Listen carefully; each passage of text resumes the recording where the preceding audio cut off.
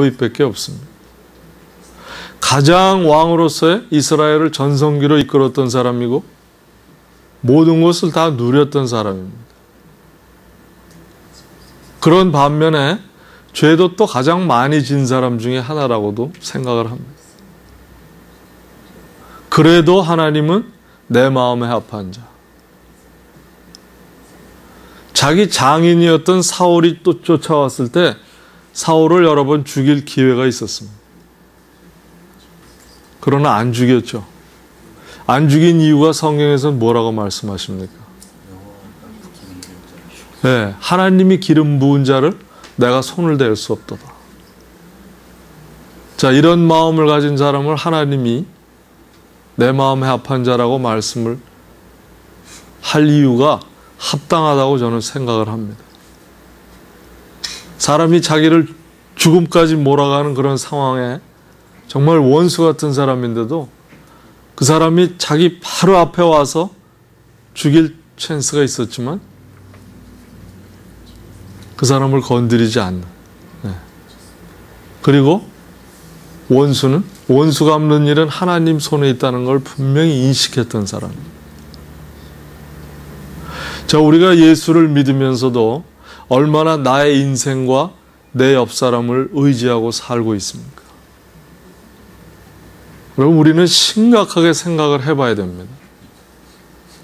내가 믿음에 있는지 없는지를 매일 시험하고 살으라는 그 말씀이 정말 내가 여호와를 두려워하고 다시 오실 예수 그리스도가 내 삶을 주관하고 오늘도 있는가를 확인하지 않으면 우리는 나를 의지할 수밖에 없고 내 옆 사람을 바라볼 수밖에 없다는 것을 역설적으로 말씀해 주고 계십니다. 우리가 24시간 여호와를 생각하고 살 수는 없습니다. 여러분 살 수 있으세요? 몸이 아파 보니까 살 수가 있더라고요. 자, 내 몸이 말이 안 들어야 하나님을 바라볼 수 있는 게 우리로구나 하는 걸 이번에 또 체험했습니다. 제 육신이 건강하고 팔팔하면 하나님을 찾는다고 생각하고 살지만 사실은 아닌 것 같아요. 그런데 내 몸이 허약해지고 움직일 수 없으니까 하나님을 찾고 있는 내 자신을 발견할 수가 있었습니다.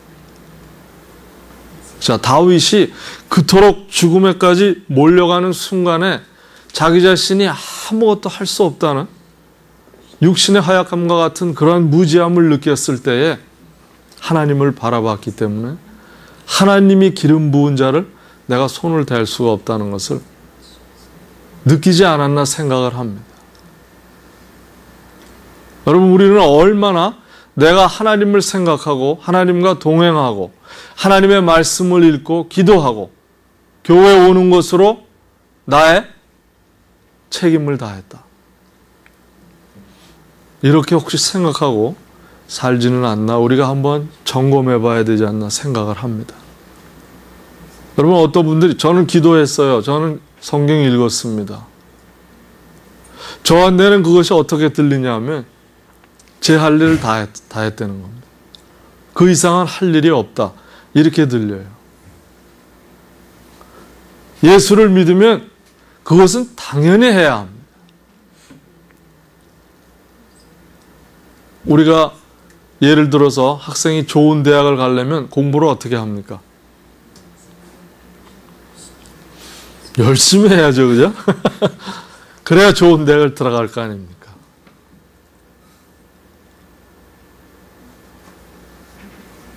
시험 보는데 뭐 힘이 필요해요? 힘센 사람이 시험을 잘 보나요? 능력이 있으니까, 힘이 세니까 답안지를 팍 찍어서 힘이 필요 없죠, 시험 보는데. 지식이 필요한 것입니다. 우리가 하나님을 아는 지식을 얼만큼 내가 소유하고 있는가가 성령이 그 지식을 환원해서 지혜로 바꿔줍니다. 그래서 우리가 하나님을 잘 알아야 된다는 거예요. 나는 교회 가고 예배 드리고 성경 공부한다.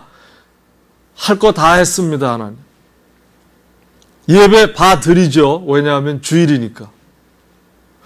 여러분, 혹시 우리가 이러한 착각 속에 사실은 거짓의 영에 내가 말려서 예배를 드리고 살아가고 있는 것이 아닌가.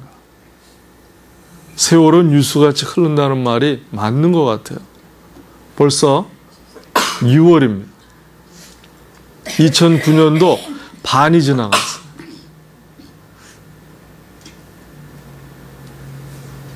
나는 진정 하나님을 의지하고 내 영혼은 하나님을 바라보고 사는 것인가? 여러분, 여기에 분별은 아주 간단합니다.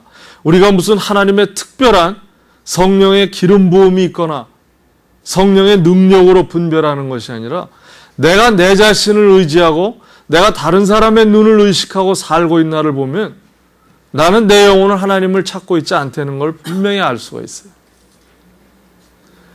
그것마저 분별력을 잃어버리면 우리는 너무나 멀리 가 있다는 것을 여러분들이 인식해야 됩니다. 자, 우리가 그래서 다윗이 내 영혼이 여호와를 찬양할 때에만 우리의 소망을 하나님께 둘 수 있노라고 5절에 말씀을 하세요.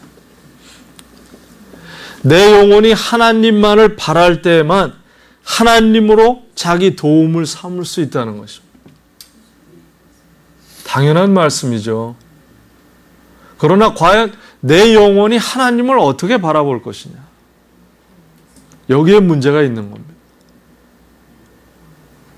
내가 좋아하는 찬양을 드리는 것이 여호와를 찬양한다고 생각하지만 과연 내 영혼이 그 찬양 속에서 여호와의 앞에 경외를 드리고 있는가?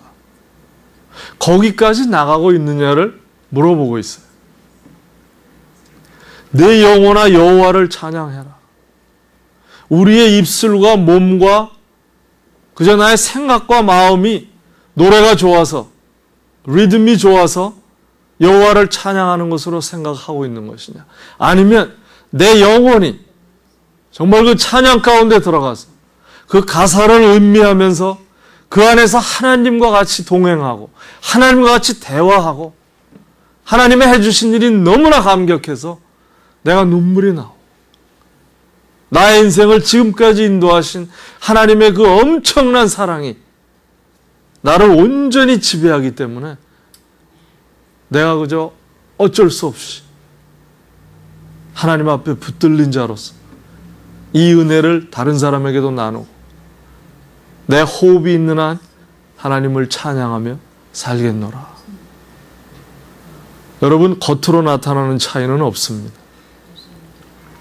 기도가 우리가 하나님과의 고백 가운데 다른 사람은 할 수 없는 나 혼자만의 고백이라고 내적인 것으로 본다면 찬양은 외적인 겁니다. 나의 고백을 누가 들어도 이 온 천지를 지으신 하나님, 모든 만물을 주관하시고 나를 주관하는 이분이 오늘도 나를 주관하고 내 인생길을 인도하시는 분이라는 것을 겉으로 나타내는 것이 찬양입니다. 남의 눈을 의식할 수가 없습니다. 자, 이런 여호와를 찬양할 때에 그 소망을 하나님 앞에 둘 수가 있다는 것이죠. 자, 우리가 내 영혼이 온전히 여호와를 찬양할 때 7절부터 9절까지가 하나님의 약속입니다.